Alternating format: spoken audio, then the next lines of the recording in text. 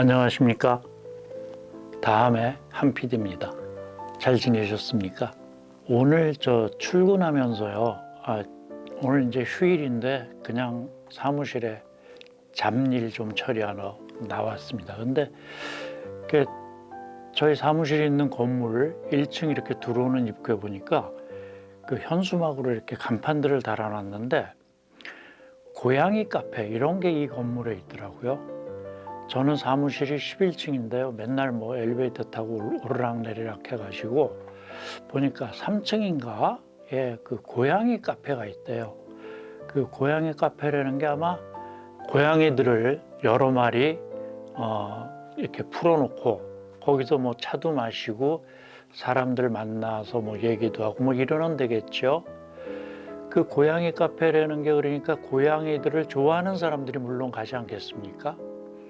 근데 이제 고양이, 개 이런 것들을 우리가 반려동물이라고 그러면서 집에서들 기르잖아요. 그러면서 이제 개나 고양이 좋아하는 사람들을 이렇게 카페 형식으로 만들어 놓고 놀러 오세요. 뭐 이런 모양인데 집에서 기르는 그 개나 고양이하고 이 고양이 카페를 만들면서 고양이를 데려다 놓는 거하고 저는 그게 심리적으로 좀 같지 않은 것이다라는 생각이 들더라고요.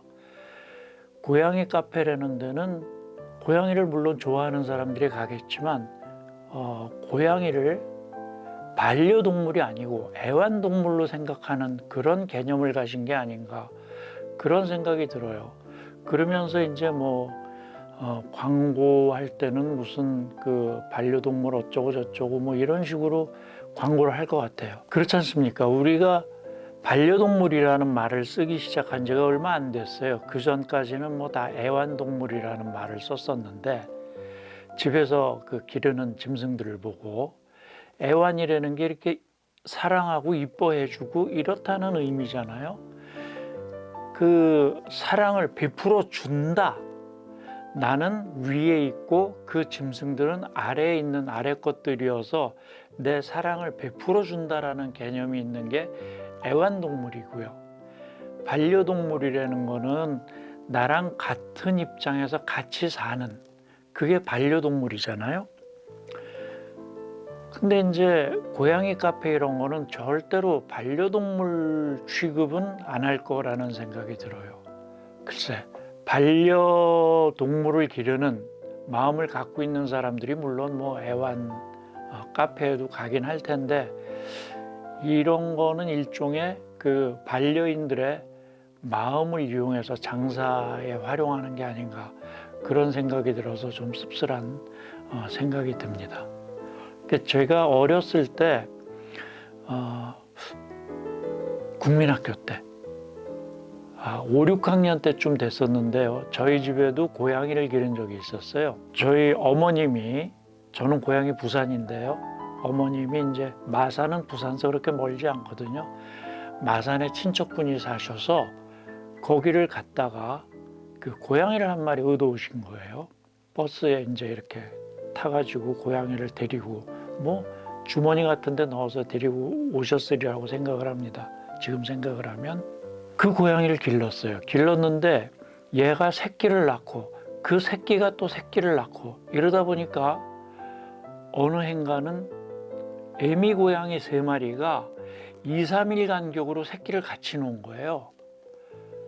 그러니까 한 20여 마리 가까운 고양이가 한 집에 득식을 하게 된 거죠.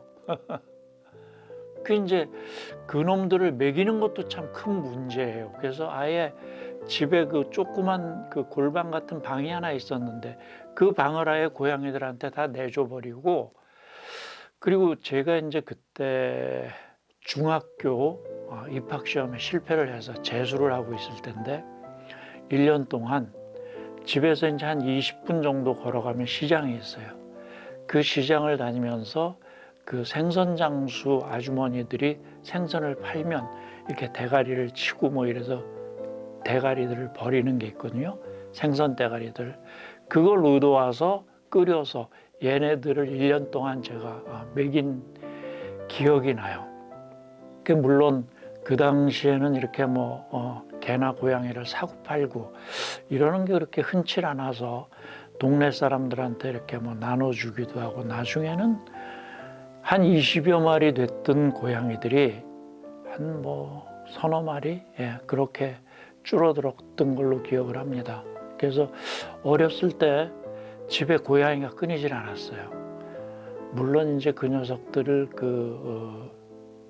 발정 날 때 그 우는 소리 이런 거는 참 듣기 싫죠. 그래도 집에서 이쁜 짓들을 많이 해요. 그 맛에 이제 기르는 거죠. 강아지도 개도 몇 번 길렀던 것 같아요. 그리고 이제 제가 결혼을 하고 제 아이가 생겼을 때 그 아이가 이제 강아지를 키우자고 그래서 강아지를 길렀던 그런 기억도 납니다. 그리고 집에서 저는 토끼도 길렀어요. 근데 토끼는 오래 못 살더라고요.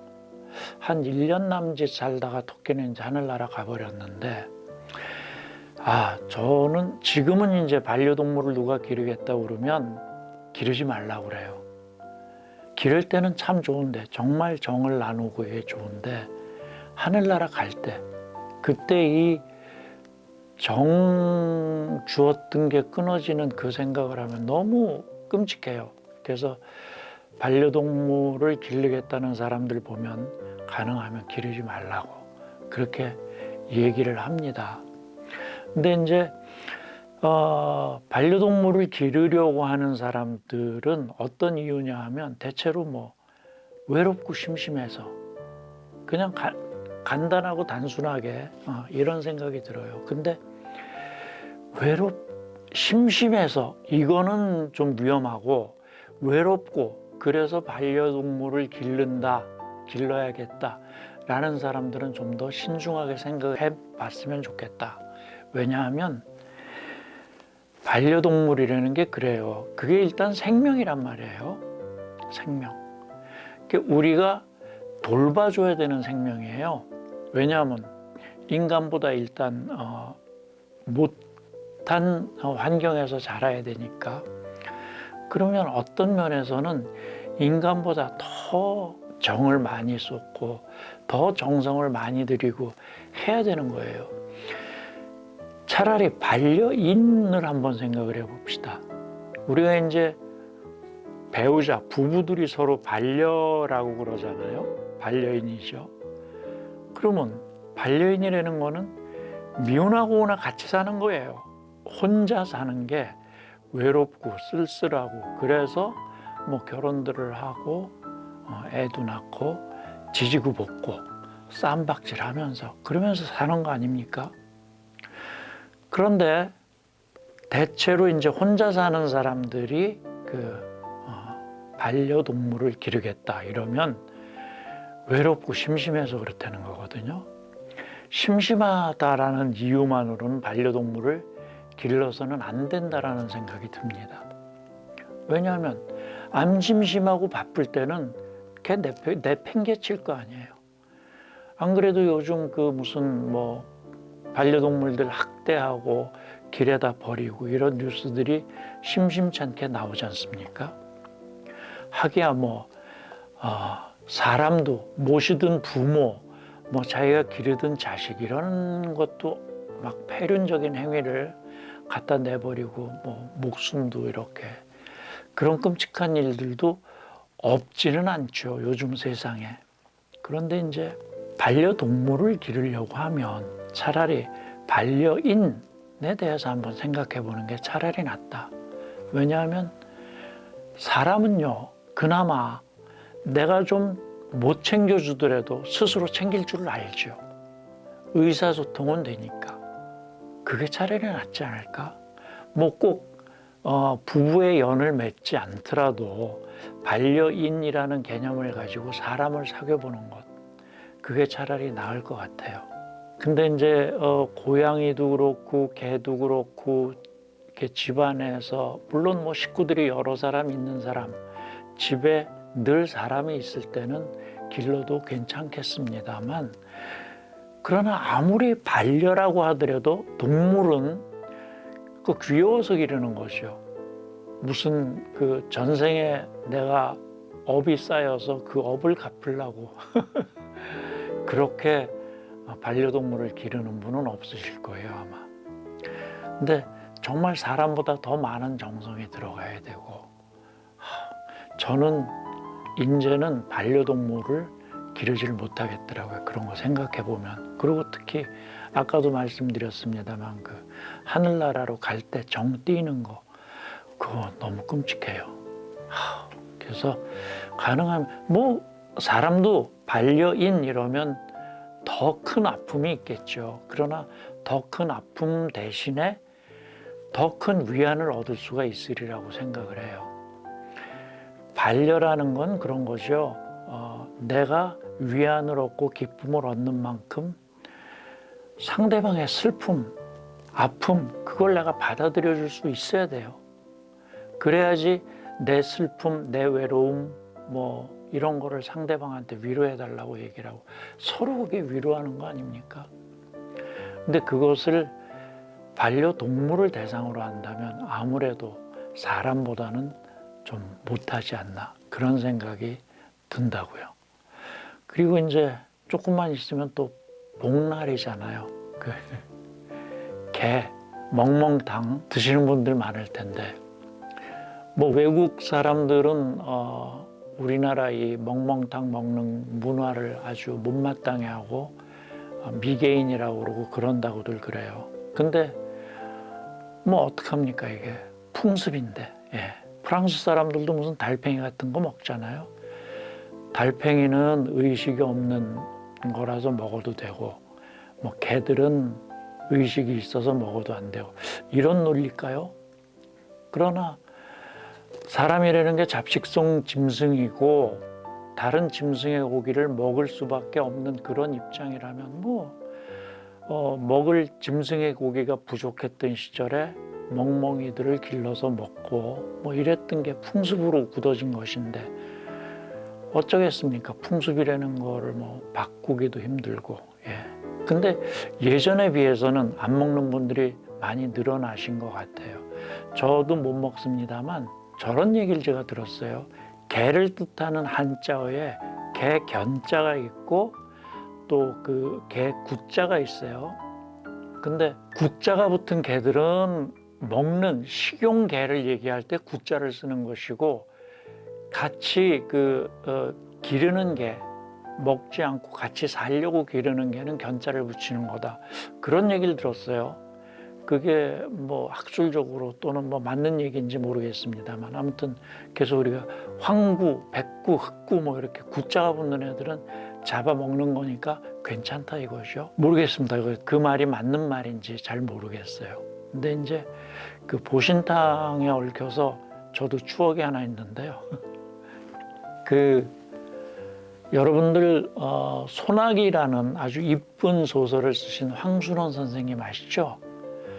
그 황순원 선생님이 이렇게 사진 보면 하얀 그 못이 이렇게 그 옷을 입고 아주 깔끔하게 정말 학 같은 그런 분위기를 풍기시는 분이세요. 또 실제로 뵈도 그렇고요. 이제 그분이 안양에 사실 때였는데 물론 한참 전에 황순원 선생님 돌아가셨습니다만 이제 그 황순원 선생님의 제자고 그 당시에는 경희대 같은 이제 교수님을 하고 계시던 조혜일 선생님도 물론 돌아가셨습니다만 그 두 분 선생님을 모시고 제 또래의 그 제자들 경희대 다니던 그 시인 소설가 이런 친구들 몇이랑 개고기를 먹으러 갔어요. 근데 이제 그 당시에 제가 그 르망이라는 차를 승용차를 조그만 걸 하나 사가지고 있었는데 제가 차를 산 지 얼마 안 됐었어요. 그래서 선생님 모시러 그 안양에 가서 선생님하고 우리 이제 친구들 제자들 몇 사람 해서 마포에 있는 고깃집을 갔거든요. 근데 처음에 저는 그 소고기집인 줄 알았어요. 소고기를 먹으러 간다고. 그래서 근데 따라갔는데 집안에 들어가 보니까 그 이상한 향내가 나더라고요. 그래서 내가 이거 소고기가 아니구나. 그리고 나오는 걸 끝까지 먹질 않았었습니다. 근데 놀란 거는요, 제가 그 황순원 선생님이 그렇게 깔끔하고 학처럼 이런 선생님이 그 개고기를 그렇게 즐겨 드시는 거예요. 소주하고 이렇게. 야, 참 이 개고기라는 게 그런 거구나. 우리나라 사람들 대부분이 참 좋아하는 거구나. 물론 더운 여름철이었고 선생님이 이제 반주를 좀 많이 하셔서 대개 제가 차로 모셔다 드릴 때는 이렇게 뒷좌석에서 이렇게 주무시고 계셨었거든요. 다 옛날 추억입니다만 이제 곧 얼마 안 있으면 또 복날이 다가오고 그러는데 여러분들 가능하면 개고기 대신에 좀 다른 보양식을 찾아서 드셨으면 좋겠습니다. 그리고 반려견 기르시는 분들은 또는 반려동물 기르시는 분들은 애완동물이 아니고 반려동물이다. 정말 내 식구다. 말만 엄마 여기 있어 이런 식으로 얘기하시지 말고 실제로 아이 다루듯이 보살펴 주시고 사랑을 주시고 하셨으면 좋겠습니다. 나는 못 기르면서 남들한테 참 이런 얘기 드리는 게 좀 쑥스럽습니다만 그래요. 오늘 또 쓸데없는 소리 드리고 물러납니다. 다음에 다시 뵙겠습니다. 감사합니다.